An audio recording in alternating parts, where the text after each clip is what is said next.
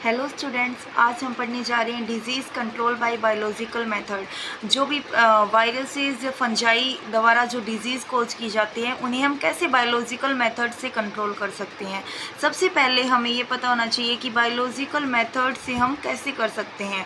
तो इसमें क्या होता है कि हम किसी भी अदर माइक्रो ऑर्गेनिज्म जो पैथोजोनिक जो माइक्रो ऑर्गेनिज्म है, पैथोजोनिक माइक्रो ऑर्गेनिज्म का मतलब होता है जो माइक्रो ऑर्गेनिज्म डिजीज़ कोज कर रहा है उसके अगेंस्ट हम अदर माइक्रो ऑर्गेनिज्म का यूज़ करके बायोलॉजिकल मेथड से प्लांट डिजीज़ को कंट्रोल कर सकते हैं। इसमें हम सबसे पहले biological control by hyper parasitism में देखते हैं। इसमें क्या होता है कि माइक्रो ऑर्गेनिज्म होता है वो दूसरे जो पैथोजेनिक जो कि डिजीज़ कोज कर रहा है उसके ऊपर एज ए पैरासाइट की फॉर्म में रहता है और उसे किल कर देता है और या फिर उसे की ग्रोथ को इनहिबिट कर देता है। एग्जाम्पल बैक्टीरियोफेज हो गया, निमेटोफेगस हो गए। ये जो पैथोजेनिक जो माइक्रो ऑर्गेनिज्म होता है उसके ऊपर अटैक करते हैं और उसकी ग्रोथ को इनहिबिट कर देते हैं। हम सबसे पहले देखते हैं बैक्टीरियोफेजेस। बैक्टीरियोफेज ऐसे वायरस होते हैं जो बैक्टीरिया को डिस्ट्रॉय करते हैं। एग्जाम्पल जैसे बैक्टीरियल विल्ट ऑफ सोलेनेसी हो गया, फायर ब्लाइट ऑफ पी हो गया। ये डिजीज़ जो बैक्टीरियोफेजेस हैं ये अटैक करते हैं उनके ऊपर और ये इन डिजीज़ को कंट्रोल में कर सकते हैं। सेकंड देखते हैं, अब हम देखते हैं माइको पैरासिटिज्म। इसमें क्या होता है, जब हम माइको वर्ड की बात करते हैं तो हमें सबसे पहले दिमाग में आता है फंजाई। तो इसमें क्या होता है, जो फंजाई होती है एज ए पैरासाइट के रूप में पैथोजेनिक जो फंजाई होगी उसके ऊपर रहेगी और उसकी ये कुछ ऐसे जो पैरासाइट के रूप में जो फंजाई रहेगी वो कुछ ऐसे सीक्रेशन करेगी, ऐसे एंजाइम या फिर ऐसी टॉक्सिक सब्सटेंस को सीक्रेट करेगी जिसकी वजह से जो पैथोजेनिक जो फंजाई है उसकी ग्रोथ वहीं पे रुक जाएगी। ठीक है, वो आगे उस डिजीज़ को कोज नहीं कर पाएगी। एग्जाम्पल देखते हैं हम, जैसे पेनिसिलियम वर्मिकुलेटम होता है जो एक फंजाई है, वो किस पे रहती है, राइजोकटोनिया सोलेनाई पे रहती है और उसकी ये जो डिजीज़ कोज करती है उस डिजीज़ को ये इनहेबिट करने का काम करती है। फिर आगे हम देखते हैं निमेटोफेगस। निमेटोफेगस में क्या होता है, इसमें क्या होता है, as a nematode as a parasite के रूप में रहते हैं। इसमें क्या होते हैं, कुछ सोइल इनहिबिटिंग फंजाई या फिर प्रोटोजोआ या बैक्टीरिया या फिर कुछ माइक्रो आर्थ्रोपोडा होते हैं, वो ग्रो करते हैं एज ए पैरासाइट। किसके, जो फाइटोनिमेटोड होते हैं उनके ऊपर ग्रो करते हैं और उनकी ग्रोथ को इनहिबिट कर देते हैं।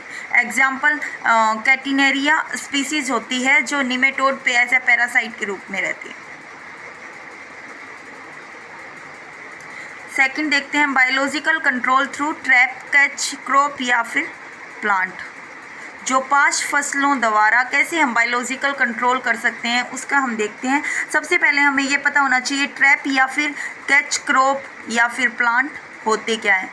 ये ऐसे प्लांट होते हैं जो डायरेक्ट तो उस जो वायरस अटैक या वायरस या फिर जो भी माइक्रो ऑर्गेनिज्म अटैक कर रहा है उसकी ग्रोथ को इनहिबिट नहीं करते, लेकिन कुछ ऐसे जो सिक्रीशन करते हैं जिसकी वजह से जो पैरासाइट अटैक कर रहे हैं उस प्लांट के ऊपर उनकी ग्रोथ इनहिबिट हो जाती है। ये क्या करते हैं, कुछ ऐसे चीज़ें सीक्रेट करती हैं जिसकी वजह से जो निमेटोड होते हैं उनके लार्वा में क्या होने इजीली हैचिंग होनी स्टार्ट हो जाती है, जिसकी वजह से एग हैच होगा तो लार्वा बाहर की तरफ रिलीज़ हो जाएंगे और ये लार्वा इतनी जल्दी अडल्ट में डेवलप नहीं होते और उससे पहले इनका डेथ हो जाती है।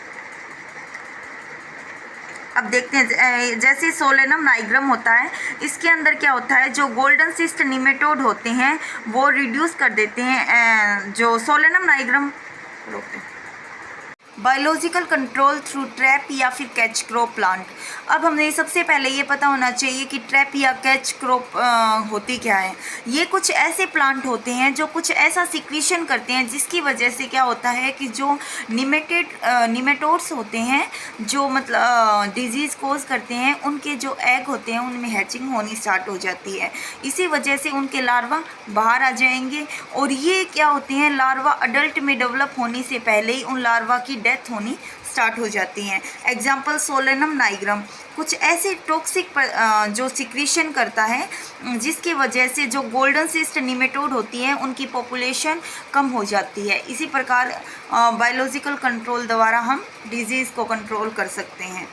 ये कुछ पौधे, ये फ्लोवरिंग प्लांट्स होते हैं, उनमें भी ये ट्रैप क्रॉपिंग होता है, ये डिजीज़ को कंट्रोल करने के काम आता है। जैसे कॉटन या सनफ्लावर होता है, ये कुछ ऐसा सिक्रीशन करते हैं जिससे स्ट्राइगा को कंट्रोल कर सकते हैं।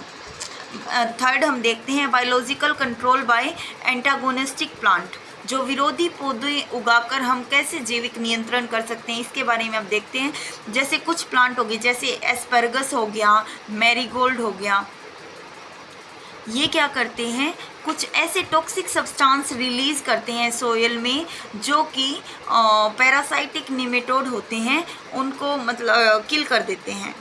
जैसे सारगम रूट होती है, उनकी जो रूट एक्सुडेट होती है उसके अंदर HCN प्रेजेंट होता है। ये HCN क्या करता है, जो दूसरा फिसेरियम जो प्लांट है उसके जो ये कोज करता है विल्ट ऑफ अरहर, इस डिजीज़ को कंट्रोल करने में काम आता है। ये HCN टॉक्सिक सब्सटेंस रिलीज़ करता है जो फिसेरियम को किल करने में काम आता है। ये फिसेरियम क्या करता है, विल्ट ऑफ अरहर कोज करता है। अब देखते हैं एक स्पेशल नोट में देखते हैं हम जो एंटागोनिस्टिक प्लांट होते हैं इनका, जैसे एस्पैरागस और इन चीज़ों का यूज़ करके और साथ में ट्रैप प्लांट या फिर जो ट्रैप क्रॉप का यूज़ हम करते हैं, इन दोनों का यूज़ करके हम इंसेक्ट पेस्ट मैनेजमेंट कर सकते हैं या फिर एज ए कंपोनेंट इसका यूज़ कर सकते हैं इन दोनों का। एंटोमोजीनस फंजाई, कीटजीवी कवकों द्वारा कैसे हम कंट्रोल कर सकते हैं उसके बारे में देखते हैं। इसमें क्या होता है, ये फंजाई होती है एज ए पैरासाइट के रूप में इंसेक्ट के ऊपर रहती है और उनके लार्वा या फिर उन्हें खुद को किल कर देती है। एग्जाम्पल ब्यूवेरिया, ये क्या करती है, ग्रास होफर को किल कर देती है। अब हम देखते हैं biological control through cross protection and interference. अब हमें सबसे पहले ये पता होना चाहिए कि क्रॉस प्रोटेक्शन होती क्या है। क्रॉस प्रोटेक्शन एक टाइप की इंड्यूस्ड रेसिस्टेंट है जो इसमें डेवलप की जाती है, जिसमें ये वायरस द्वारा जो डिजीज़ हो रही है उसके अगेंस्ट ये डेवलप की जाती है प्लांट में।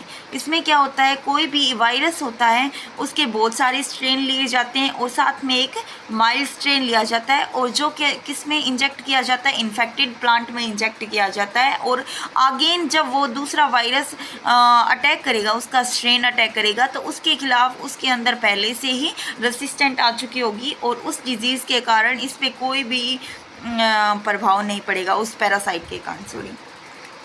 क्रॉस प्रोटेक्शन जब ही पॉसिबल होगी जब जो वायरस होते हैं उनके स्ट्रेन्स एक दूसरे से क्लोजली रिलेटेड होंगे।